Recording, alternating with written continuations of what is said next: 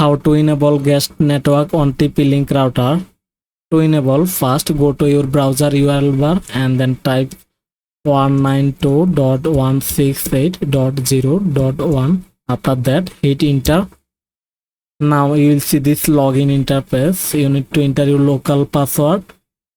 After that, go to wireless and then you will see guest network option. Enable the wireless band you want. So you can see two options, 2.4 gigahertz and another one is 5 gigahertz. So let's click on enable 2.4 gigahertz, or you can also enable 5 gigahertz.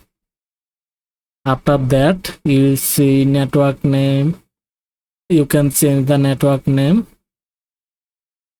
and security.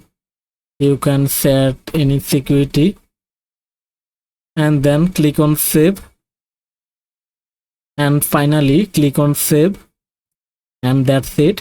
Don't forget to like and subscribe. See you in the next video.